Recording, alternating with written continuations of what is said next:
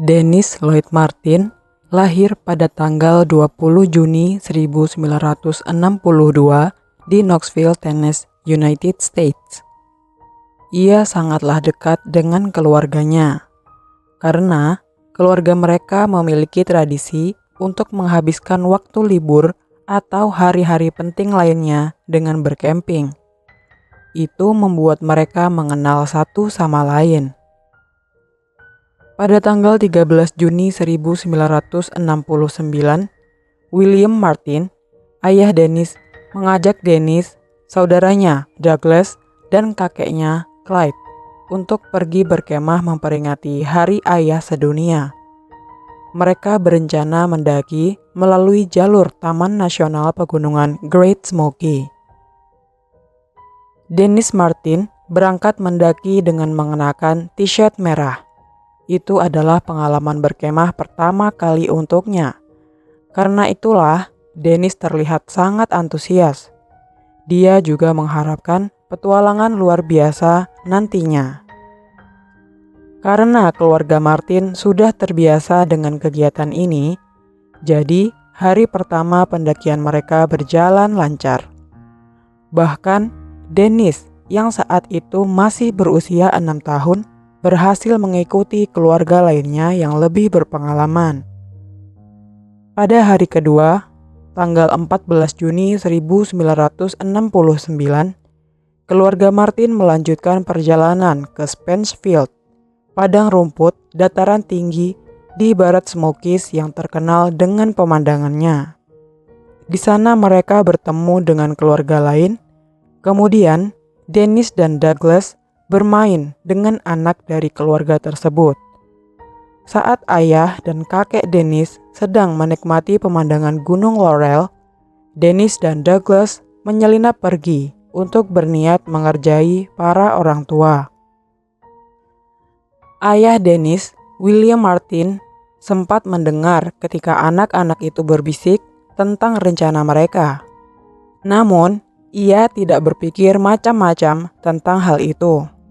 Kemudian, Dennis dan anak-anak lainnya mulai masuk ke dalam hutan. Seharusnya, Dennis akan lebih mencolok dibanding yang lain karena dia mengenakan pakaian berwarna merah. Sayangnya, ketika anak-anak itu keluar dan mencoba mengagetkan para orang tua, ternyata Dennis tidak lagi bersama mereka. Beberapa waktu kemudian, setelah lama menunggu Dennis belum juga muncul, William sadar ada yang tidak beres. Dia mulai memanggil Dennis dan berteriak sambil mencarinya. Dia berharap Dennis akan menjawab panggilannya, tetapi sayangnya ia tidak mendapat jawaban apapun.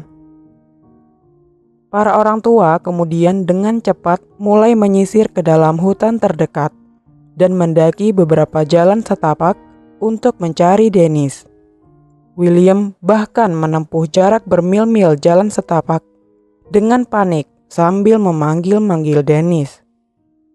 Tanpa radio atau cara apapun untuk berkomunikasi dengan dunia luar, keluarga Martin membuat rencana.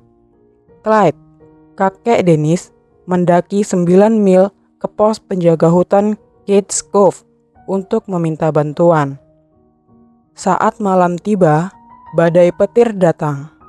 Dalam hitungan jam, badai dan hujan mengguyur di pegunungan Smoky, menyapu jalan dan menghapus seluruh jejak kaki yang kemungkinan ditinggalkan oleh Dennis Martin. Pukul 5 pagi, tanggal 15 Juni 1969, pencarian Dennis Martin kembali dimulai. Kali ini dengan bantuan tim penyelamat dan sukarelawan. National Park Service berhasil mengumpulkan 30 kru dan jumlahnya terus bertambah menjadi 240 orang ketika sukarelawan berdatangan. Kelompok pencari terdiri dari penjaga taman, mahasiswa, petugas pemadam kebakaran, pramuka, polisi, dan 60 baret hijau. Tanpa arah atau rencana yang jelas, para pencari menyisir dan melintasi Taman Nasional untuk mencari bukti. Pencarian buta itu berlanjut hari demi hari, namun Dennis belum juga ditemukan. Helikopter dan pesawat pun mulai dikerahkan untuk melakukan pencarian dengan jangkauan yang lebih luas. Pada tanggal 20 Juni 1969, bertepatan dengan ulang tahun Dennis yang ke-7, hampir 800 orang berpartisipasi dalam pencarian tersebut. Mereka termasuk anggota Air National Guard, US Coast Guard, dan National Park Service. Keesokan harinya, upaya pencarian mencapai puncaknya karena orang yang berpartisipasi sudah berjumlah 1.400 orang. Seminggu setelah pencarian, National Park Service menyusun rencana apa yang harus dilakukan jika mereka menemukan mayat Dennis. Namun, lebih dari 13.000 jam pencarian pada akhirnya tidak menghasilkan apa-apa.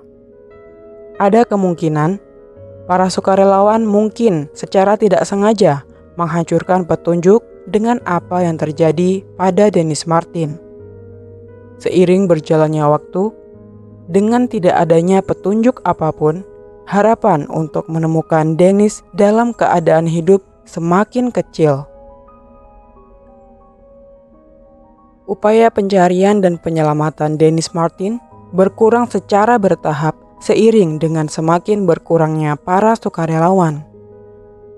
Keluarga Martin bahkan menawarkan hadiah sebesar $5.000 untuk informasi apapun yang mengarah pada penemuan Dennis.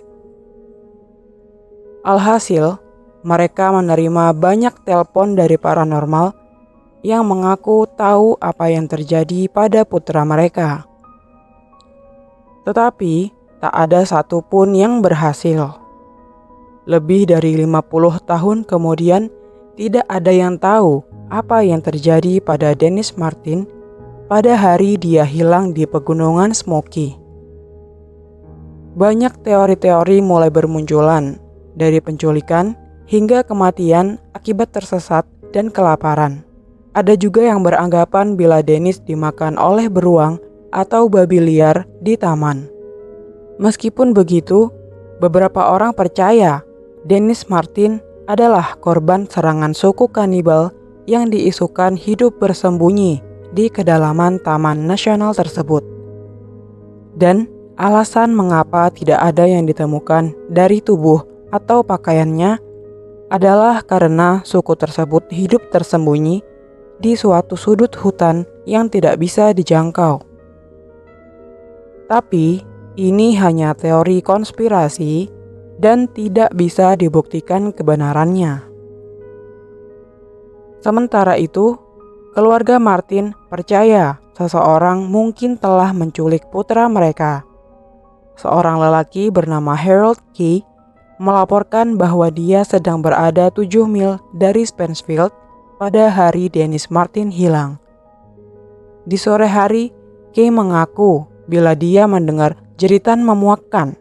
Setelah itu, dia melihat dari jauh sesosok orang dewasa asing yang kumuh sedang berlari melewati hutan. Tentu, teori-teori seperti terpeleset dan mati terbentur juga bisa menjadi kemungkinan. Bertahun-tahun setelah Dennis menghilang, seorang pemburu ginseng menemukan kerangka seorang anak sekitar 3 mil saat menuruni bukit dari tempat Dennis menghilang. Pria itu tak berani untuk melaporkan kerangka itu karena dia secara ilegal mengambil ginseng dari Taman Nasional. Namun, pada tahun 1985, pemburu ginseng tersebut menghubungi penjaga taman. Penjaga hutan kemudian dilaporkan mengumpulkan lebih dari 30 penyelamat berpengalaman untuk mengevakuasi tulang belulang yang kemungkinan adalah milik Dennis Martin.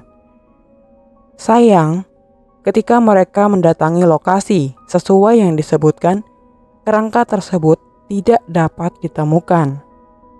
Sehingga setelah adanya upaya pencarian besar-besaran yang dilakukan baik dari pihak keluarga Martin, penjaga taman, kepolisian, dan banyaknya sukarelawan, hilangnya Dennis Martin masih menjadi misteri sampai sekarang.